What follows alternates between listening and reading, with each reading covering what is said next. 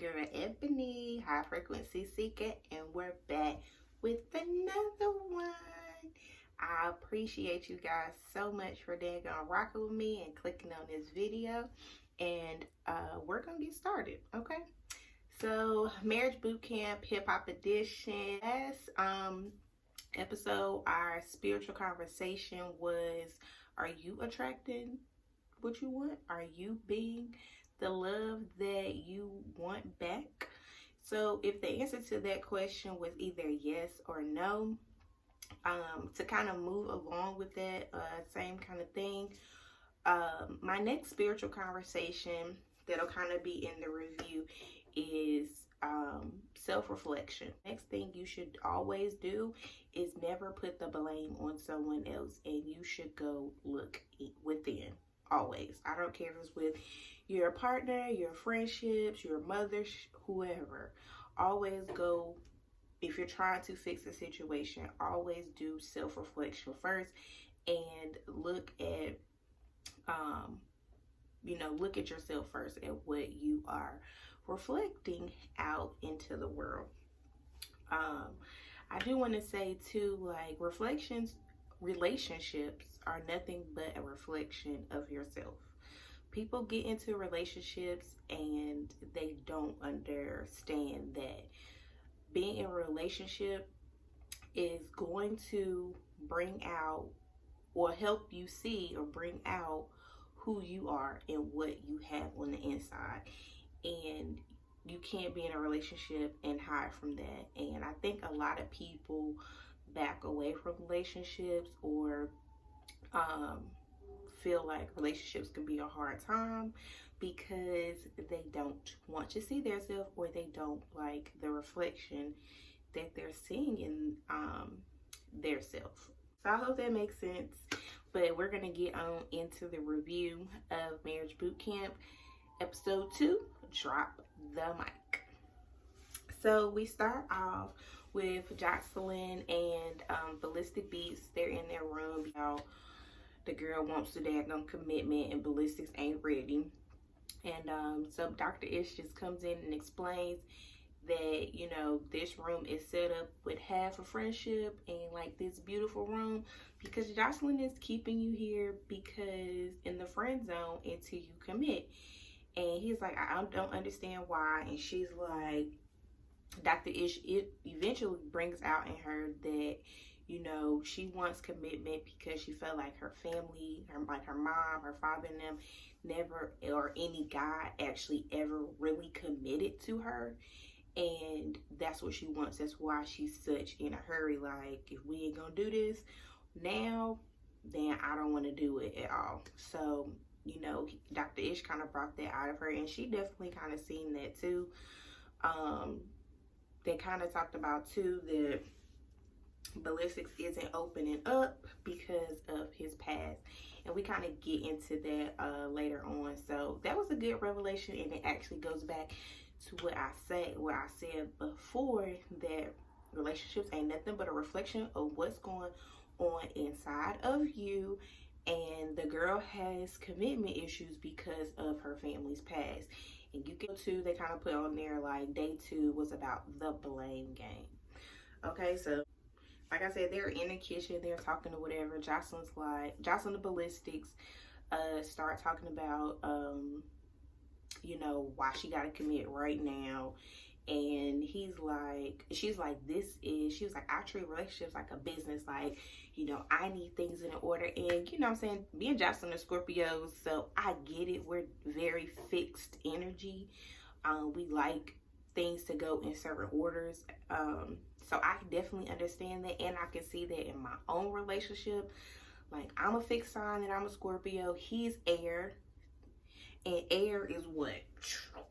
It can just go. It flies, it goes. So me kind of trying to deal with that energy when I like to be fixed is hard. So I don't know what Ballistics is, but I can definitely see where Jocelyn is coming from that. But that goes back to self-reflection. Like, I had to reflect on myself on how can I try to be better. And honestly, there are situations that I listened to him and, you know, moved in that air energy and things worked out. And I'm like, oh wow, okay.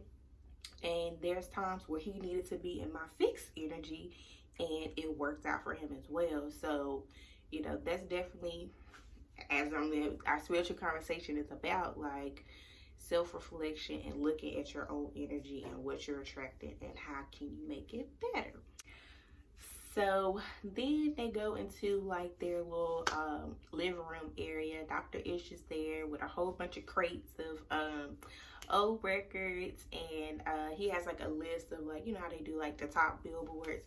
So in the crates on each album is like a problem in people's relationships. So they were supposed to go through they went through the crates and they had to go through 1 through 5 and list which ones were their you know, their relationship issues.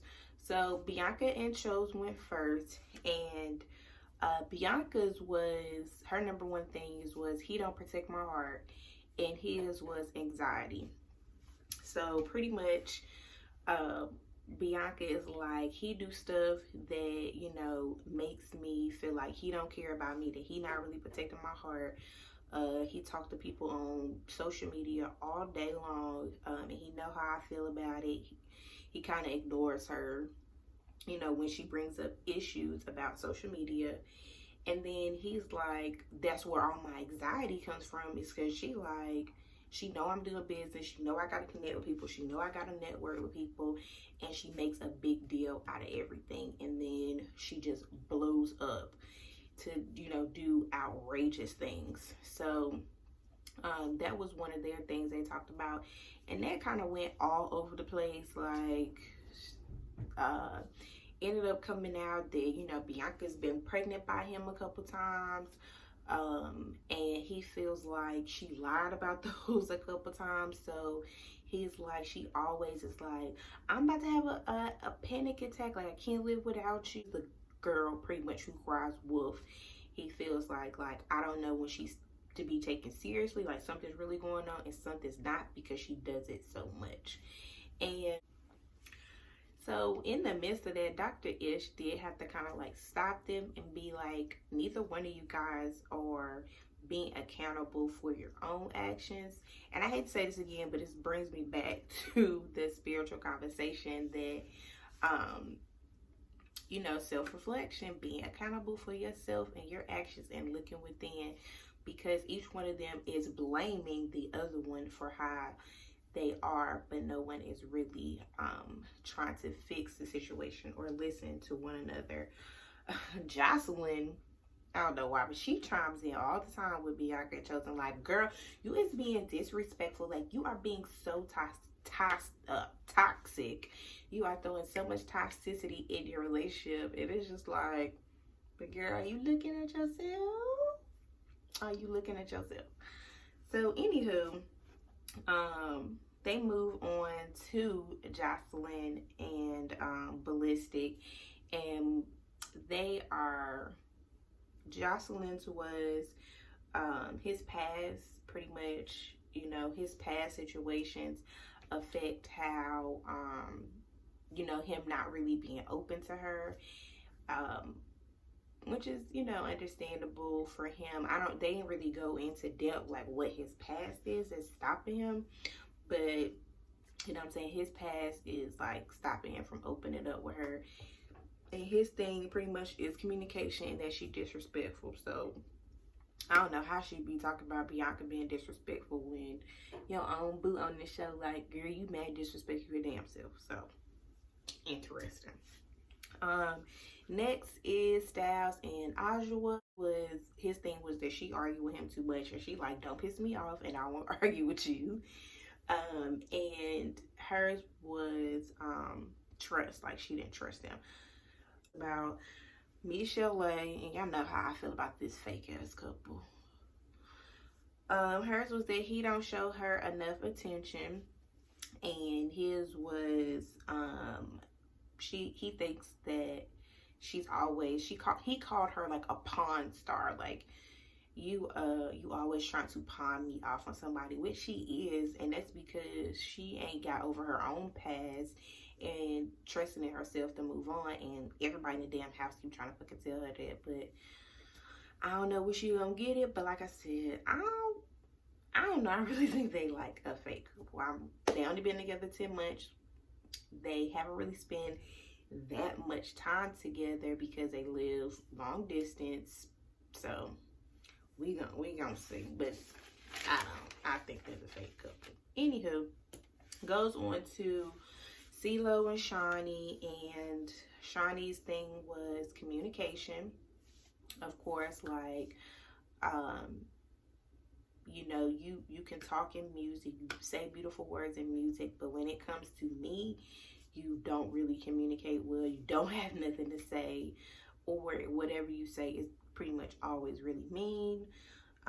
And CeeLo thing is, she's like disrespectful on the way she talks to him, but I don't really get that vibe. I'm like, it's something else behind what he's saying, like, or she just ain't showing it yet.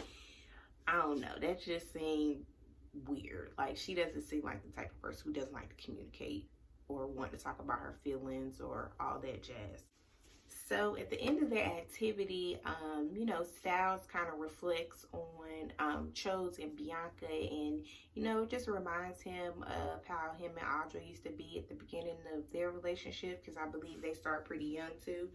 And I definitely really felt where he was coming from, because being young in a committed relationship and trying to make it work, granted they didn't really have social media back then, but I'm sure dealing with it now.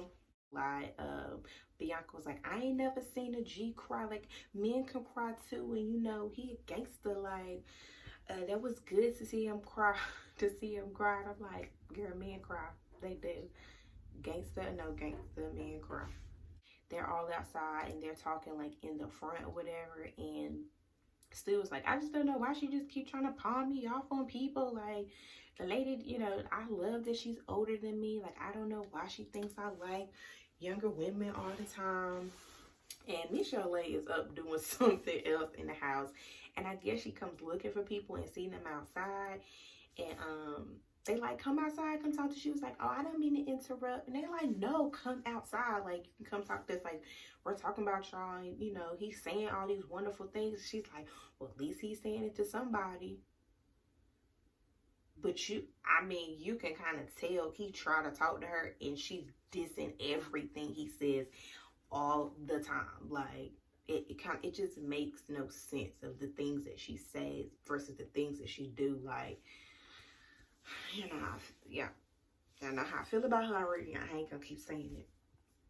So Bianca and them, they're in the kitchen with Shawnee, and they just talking, and she's like, I can't believe he would think that I would fake a pregnancy. Like, who does that? Like, he went to the hospital with me one time, and he didn't know I was pregnant. He know you better than everybody else, so he know the real situation. Hopefully you didn't lie about it. The girl's pregnant now, so congratulations to her. You know, I don't know what's gonna happen in the end, but I guess they made it. You know, she got her little baby on the way, so we gonna see.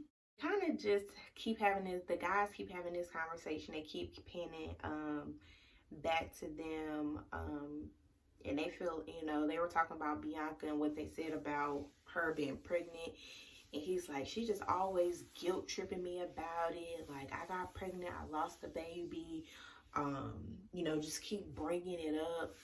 And, you know, some men don't know how to keep dealing with your own feelings, with someone else's feelings. And the boy can be hurt about it too. Like, you know, he lost the baby, you telling him you pregnant, he get happy about it, then it doesn't work. You know, they don't know all the signs. Guys don't really care about all the signs and stuff that go on, and realize that women have, you know, troubles with pregnancy sometimes. Like, you know, you can find out a couple weeks later it can be gone. So he young, so he don't understand that, and I don't think she should be guilt tripping him about it as well. But again, that's self-reflection. That girl Bianca really needs to dig inside and figure out what's going on within her, so she can reflect better positivity in her relationship. Tells them that they have 30 minutes to write a rhyme about their top things that they feel like they need to work on a relationship. So, you know, everybody chill and write their little rhyme. Shawnee's like, I don't know what I'm about to write about. Bianca pretty much helped her with hers. And then, you know, the guys was like, we got this, because most of them is rappers. Stu, the only one, was like, I don't know really what to do, but I feel like he had the best one of them all. Like, he did his thing on that one. Jocelyn wrote her a whole damn song, child. But so the first person that goes first is, I don't know why they just keep choosing them first, but Bianca and Shows go first. And they did pretty good. You know, Bianca's a, you know, good rapper, whatever. Her freestyle was good. Just talking about, you know, her giving him anxiety and stuff like that. Like, it was basic. It was good. Styles and Audrey's was dope as well. Michelle and Stewart, like I said, I feel like Stewart really did the best. He told his, you know, he told his feelings. He was like, I'm getting a bag now so I can pay all the attention you need. Stop trying to palm me off on everybody. Like, I'm here for you. Michelle, she did her little rhyme that was cute too. Jocelyn and Ballistic Beats. Jocelyn started rapping in Spanish and they had the words up there, but like I said, I can't understand what nothing that damn girl was saying. Just her hook, talking about you need to get over your past or something, something like that. Ballistics was like, we don't work on this communication. You don't stop disrespecting me.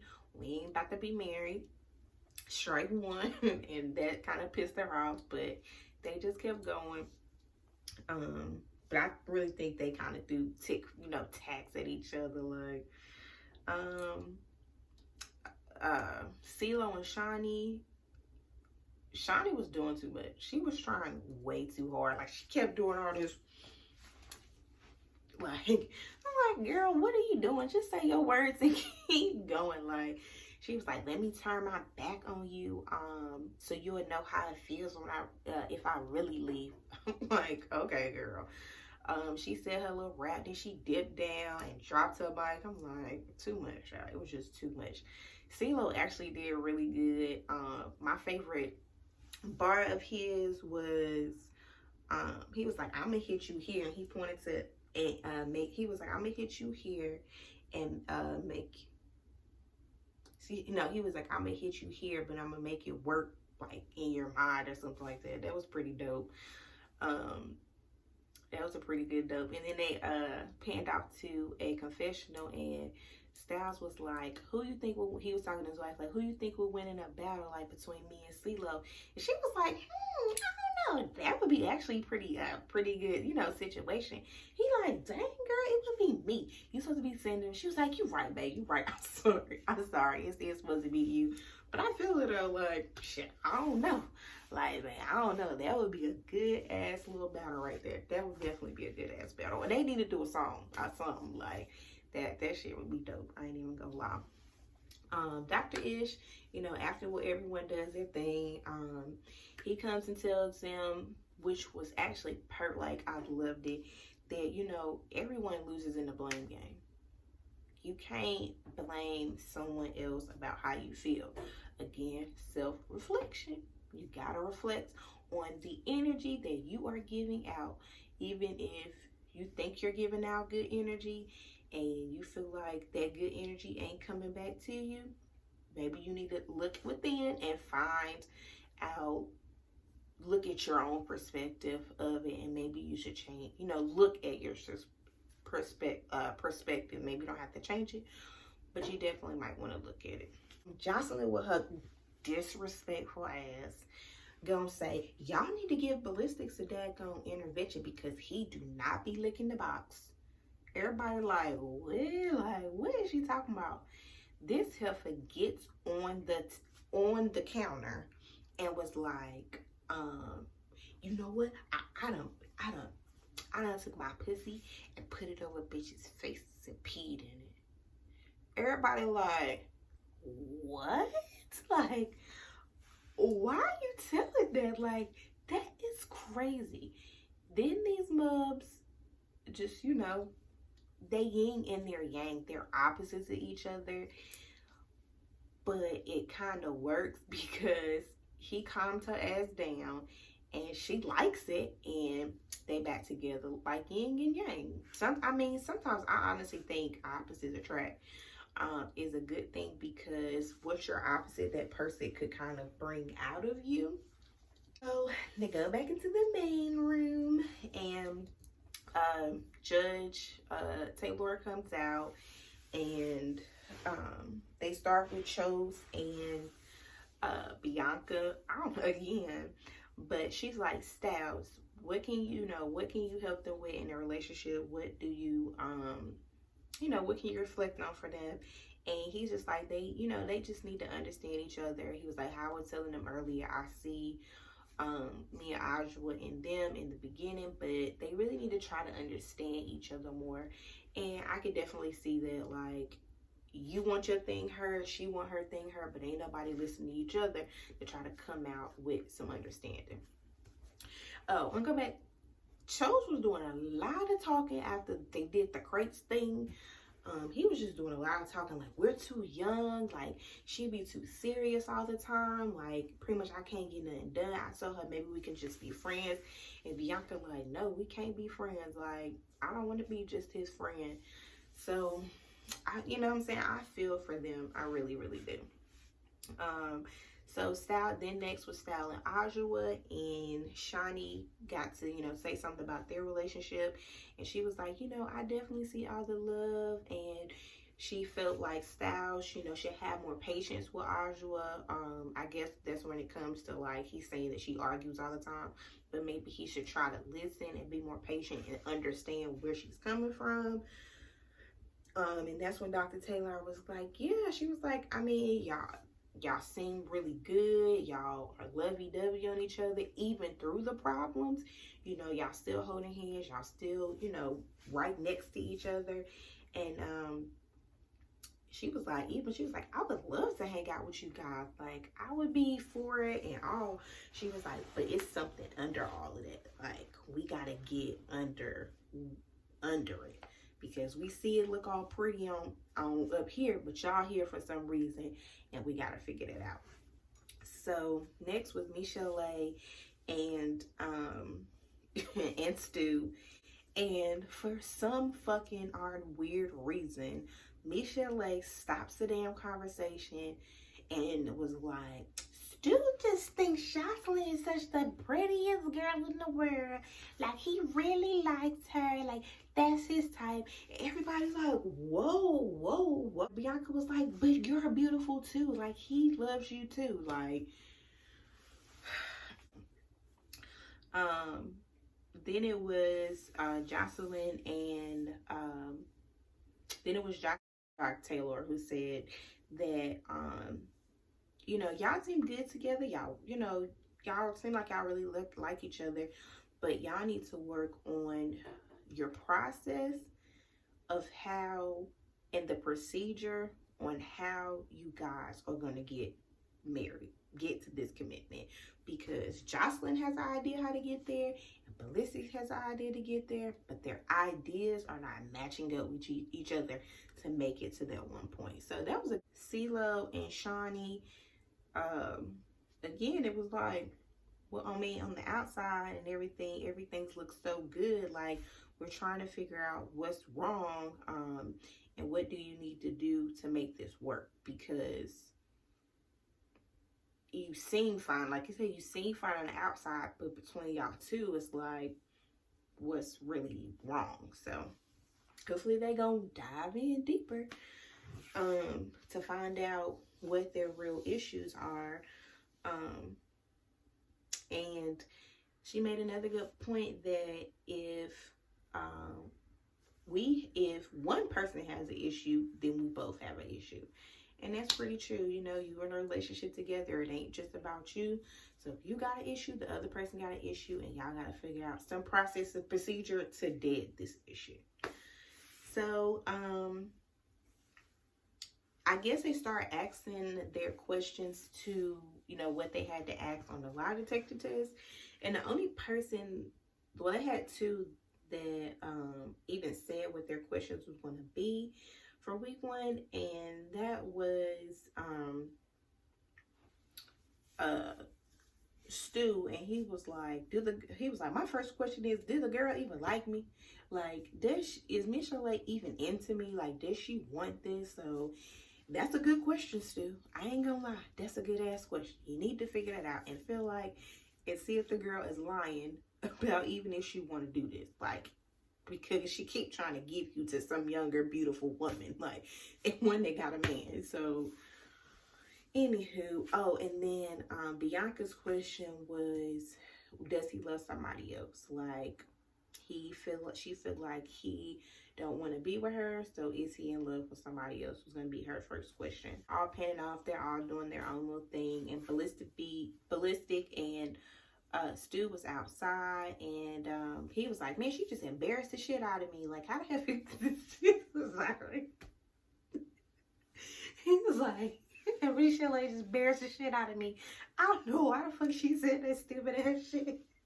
Like, who would say that? Like, why would you say that I liked this man's woman? Like, who the fuck would say some shit like that?